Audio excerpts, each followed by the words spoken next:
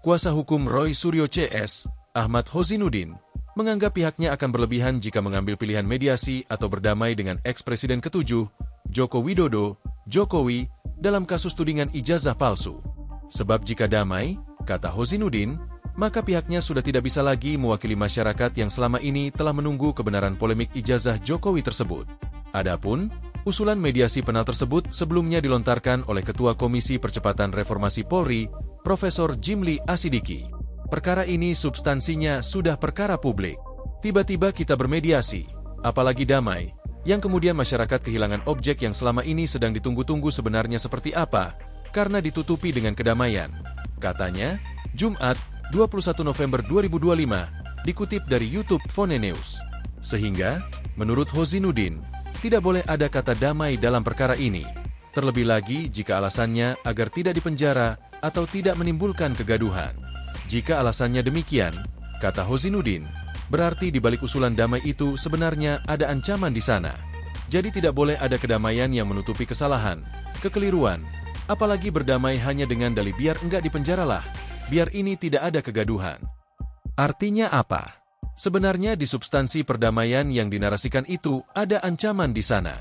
Seolah-olah kalau enggak damai, lu gua penjara, ini yang enggak benar, tegasnya.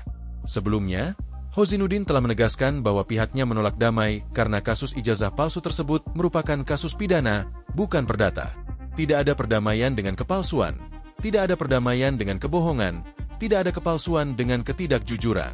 Tidak ada kompromi antara al-haq dan al-batil, tegas Hozinuddin, Kamis, 20 November 2025. Hozinuddin bahkan juga menyinggung Jokowi dalam perkara perdata sebelumnya yang tidak hadir ketika upaya mediasi. Jangan kemudian membangun narasi untuk mediasi di kasus pidana, ujar dia. Sementara itu, dalam kesempatan yang sama, Sekjen Pradi Bersatu Ade Darmawan menyatakan tidak ada masalah apabila memang nantinya ada upaya mediasi.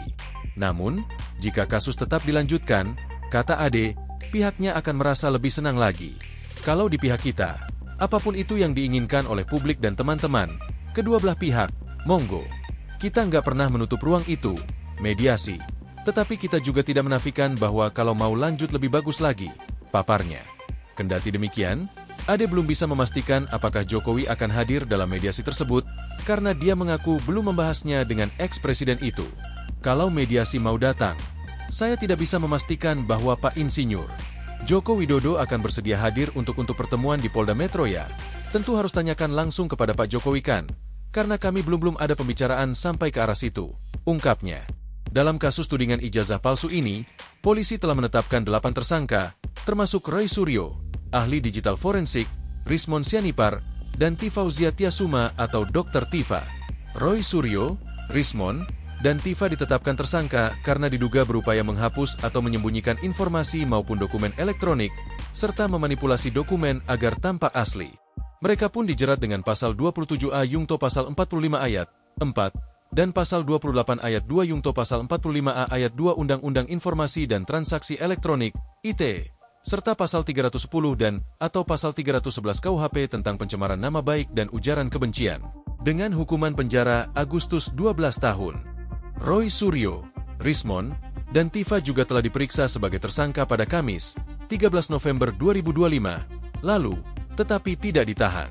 Penyidik mengajukan 134 pertanyaan terhadap Roy Suryo, 157 pertanyaan terhadap Rismon, dan 86 pertanyaan terhadap Dr. Tifa. Kemudian, pada Kamis lalu, Roy Suryo CS diperiksa kembali di Polda Metro Jaya. Roy Suryo CS juga telah dicekal bepergian ke luar negeri oleh polisi dan para tersangka dikenakan wajib lapor. Kubu Roy Suryo kembali ajukan gelar perkara khusus. Dalam perkara ini, Hozinuddin menyatakan bahwa pihaknya kembali mengajukan gelar perkara khusus, GPK, kepada Bagian Pengawasan Penyidikan, Wasidik, Direktorat Reserse Kriminal Umum Polda Metro Jaya pada Kamis ini. Sebelumnya, gelar perkara khusus pernah diajukan pada 21 Juli 2025 saat Roy Suryo CS masih berstatus saksi di Polda Metro Jaya. Kami juga kembali mengirimkan permohonan gelar perkara khusus yang hari ini kami serahkan kembali ke Wasidik, ucap Hozinuddin. Sebaliknya penanganan kasus di Polda Metro Jaya, penyelidikannya ditingkatkan menjadi penyidikan.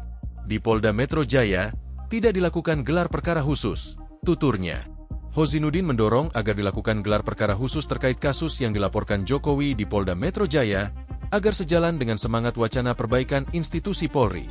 Sebagaimana sudah dilakukan oleh Mabes Polri pada Dumas yang dilakukan oleh TPUA, pungkasnya.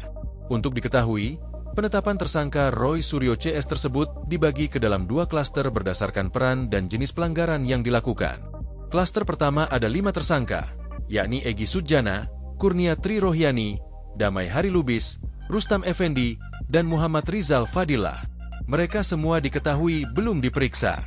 Mereka dijerat dengan pasal 310 dan atau pasal 311 dan atau pasal 160 KUHP tentang penghasutan untuk melakukan kekerasan terhadap penguasa umum dengan ancaman pidana 6 tahun penjara, serta sejumlah pasal dalam UU ITE dengan ancaman pidana 6 tahun penjara.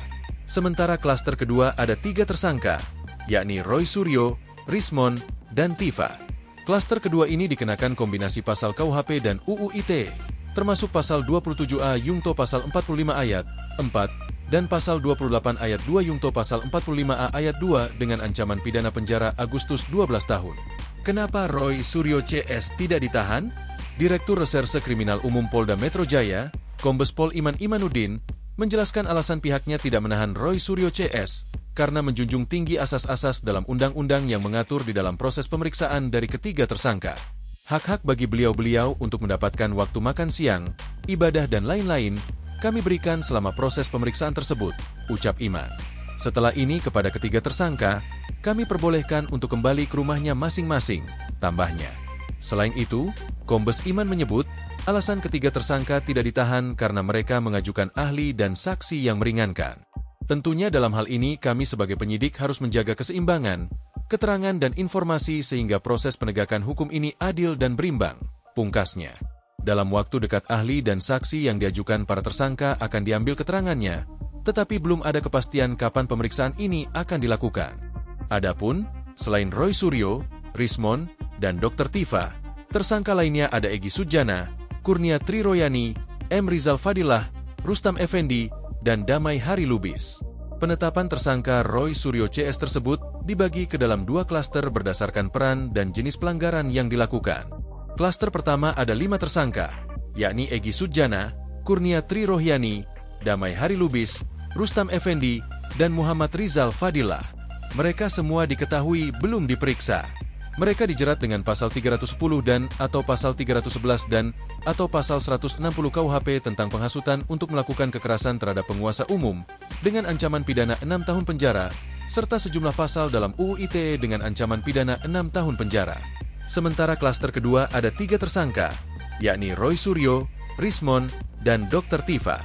Klaster kedua ini dikenakan kombinasi pasal KUHP dan UU ITE, termasuk pasal 27A Yungto pasal 45 ayat 4 dan pasal 28 ayat 2 Yungto pasal 45A ayat 2 dengan ancaman pidana penjara Agustus 12 tahun. Download Tribun X sekarang, menghadirkan lokal menjadi Indonesia.